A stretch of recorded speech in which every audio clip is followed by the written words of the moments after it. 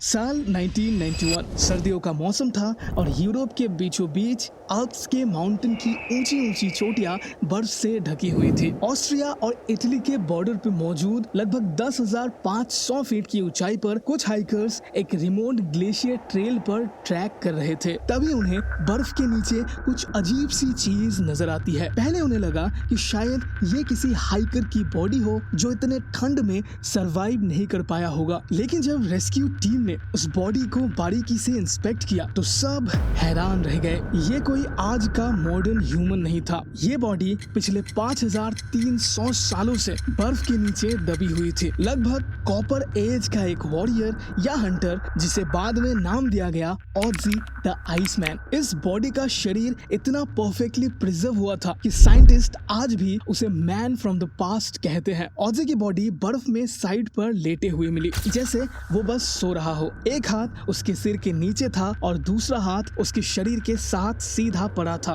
उसने बकरी, भेड़ और हिरन के स्किन से बने कपड़े पहने हुए थे जो रफ सीनियो थ्रेड से हाथों से सिले गए थे। उसके पास उसका खुद का बनाया हुआ वेपन भी था, एक कॉपर का एक्स जिसका हैंडल लकड़ी का था और एक अधूरा यू वुड का बो और एक क्विवर जिसमें 14 एरोस रखे हुए थे। उनमें से 2 एरोस बिल्कुल रेडी थे, शायद किसी बैटल के लिए। लेकिन सबसे शॉकिंग बात ये थी कि ऑजी की मौत नेचुरल नहीं थी। उसके लेफ्ट शोल्डर में एक एरो हेड मिला जो इतना डीप था कि उसने आर्टरी तोड़ दी और वही उसकी डेथ का रीजन बना। एरो लगने के बाद वो ब्लीड कर रहा था और ये वुंड उसकी डेथ के कुछ समय पहले ही हुआ था। इतना ही नहीं, उसके हाथों पर किसी और के ब्लड के ट्रेसेस भी मिले जो सजेस्ट करता है कि मरने से पहले शायद उसकी किसी से फाइट हुई थी। ऑजी जो शायद एक ऑर्डिनरी हंटर या ट्रैवलर था, आज साइंस के लिए एक प्राइसलेस ट्रेजर बन चुका है। आज भी ऑजी को ऑक्सल म्यूजियम के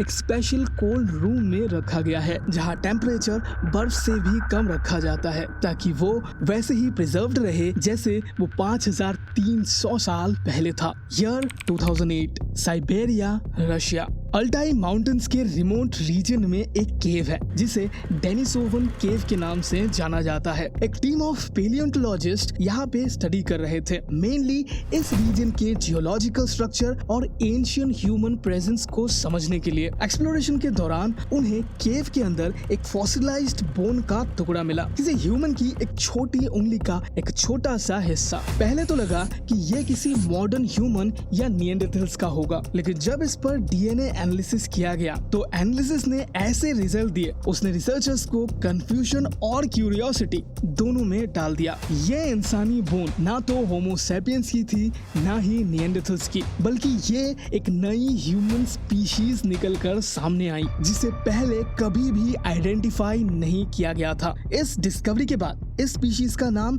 डेनिसोवंस रखा गया था इस केव के नाम पर। अगले कुछ सालों में डेनिसोवा केव में और भी कई अलग अलग रिमेन्स मिले, कुछ दांत, कुछ स्कल्स, जिससे ये कंफर्म होता है कि ये केव एक जमाने में कई एंशियंट ह्यूमंस का घर रही होगी। साइंटिस्ट ने ये भी फाइंड आउट किया कि डेनिसोवंस का जेनेटिक मटेरियल आज के कुछ एडवांस्ड मॉडर्न ह्यूमंस में भी मौजूद है, specially in south Asia and Oceania के रीजन्स में। हालांकि साइंटिफिक कम्युनिटी अब तक पूरा स्केलेटन ढूंढ नहीं पाई, लेकिन जेनेटिक एनालिसिस और एक जॉ बोन जो 2019 में तिब्बत से निकाला गया था, इसके बेसिस पे कुछ अंदाजे लगाए गए हैं। डेनिसोवंस शायद निएंडरथैल से भी ज्यादा लंबे और मजबूत थे। उनकी हड्डियां थिक और डेंस थी जो उनकी टफ लाइफस्टाइल का इंडिकेशन देती है। फेस स्ट्रक्चर काफी अलग था, शायद ब्रॉड फेस और वाइड नोज जो हाई ऑल्टीट्यूड क्लाइमेट के लिए एडेप्टेड थी। पहली डिस्कवरी डेनिसोवन केव के बाद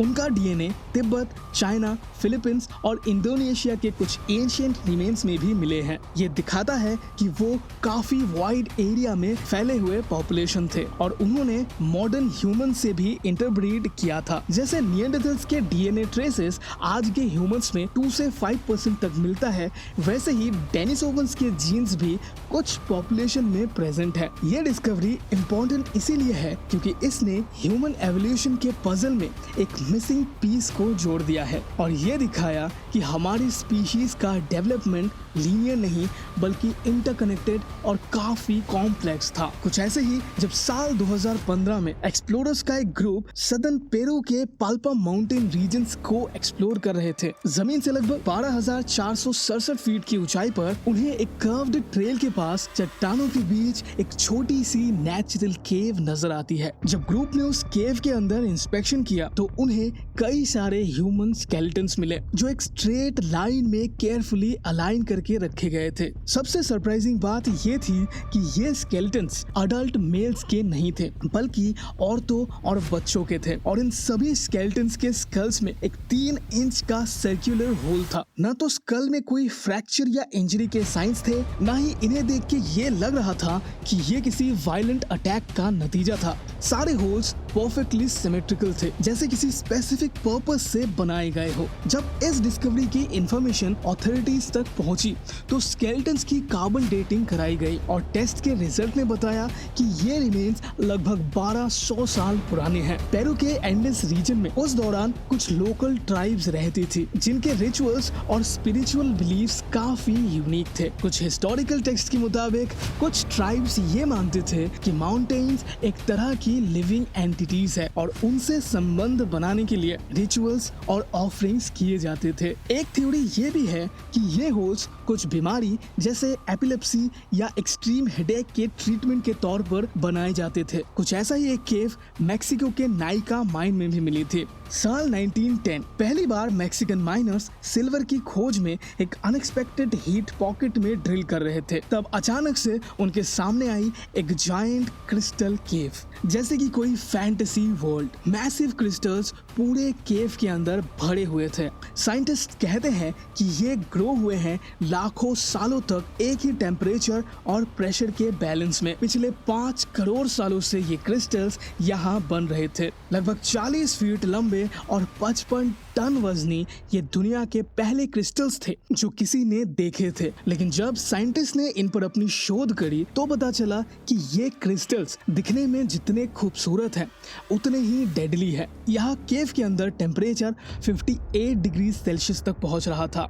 ह्यूमिडिटी 90% तक था। मतलब एक इंसान बिना प्रोटेक्टिव सूट के सिर्फ 10 मिनट तक ही इस केव के अंदर जिंदा रह सकता है, क्योंकि इस ह्यूमिडिटी में केव के अंदर इंसानी बॉडी अंदर से बॉयल होने लग जाती है, जैसे कि आप किसी बड़े से प्रेशर कुकर के अंदर आ गए हो। इसीलिए नासा ने कुछ स्पेशल कूलिंग सूट्स डिजाइन किए ताकि एक्सपर्ट्स इन्हें पहन के लंबे समय तक यहाँ रह के स्टडीज कर सके। और स्टडीज में एक और हैरान कर देने वाली थ्योरी सामने आती है। इन क्रिस्टल के अंदर एंशिएंट माइक्रो ऑर्गेनिजम्स के ट्रेसेस मिले जो शायद 50,000 साल तक सोए हुए थे और जब उन्हें लैब्स में रिवाइव किया गया तो वो जिंदा निकले। ये डिस्कवरी साइंस के लिए एक बहुत ही बड़ा माइलस्टोन साबित हुआ, क्योंकि अगर लाइफ ऐसे कंडीशंस में अपने आप को जिंदा बनाए रख सकती है तो मार्स, यूरोपा या किसी और एलियन प्लैनेट पर लाइफ होने की पॉसिबिलिटी सडनली इम्पॉसिबल से पॉसिबल बन जाती है। साल 2018 कुछ एक्सपीरियंस्ड क्लाइंबर्स हिमालय की ऊंची चोटियां एक्सप्लोर कर रहे थे, जमीन से लगभग 14,700 फीट की ऊंचाई पर। यह एक्सपीडिशन रूटीनली ही चल रही थी, बस एक और हाई एल्टीट्यूड क्लाइंब। लेकिन जब ये ग्रुप एक रिमोट ग्लेशियर के पास से गुजर रहा था तो उन्हें कुछ अनएक्सपेक्टेड नजर आया। बर्फ से ढके पहाड़ों के बीच एक लकड़ी का पुराना दरवाजा, एक बहुत ही पुराना वुडन डोर बिल्कुल चट्टानों में कार्व्ड था, जैसे किसी ने माउंटेन वॉल को काट कर इसे बनाया हो। उस दरवाजे पर बहुत ही पुराने कार्विंग्स, आर्टिफैक्ट्स और अजीब से सिंबल्स बने हुए थे, कुछ ऐसे जो किसी एंशिएंट लैंग्वेज जैसे लग रहे थे। डोर का साइज लगभग 6 फीट लंबा और 3 फीट चौड़ा था और सबसे अजीब बात ये थी कि वहां तक पहुंचने का कोई आसान रास्ता नहीं था कि कोई ग्रुप या लोग यहाँ आके इसे यहाँ बना सके। ना कोई ट्रेल, ना किसी ह्यूमन एक्टिविटी के निशान, ना ही नीचे से ये जगह विजिबल। क्लाइंबर्स पहले तो थोड़े से शॉक्ड हुए।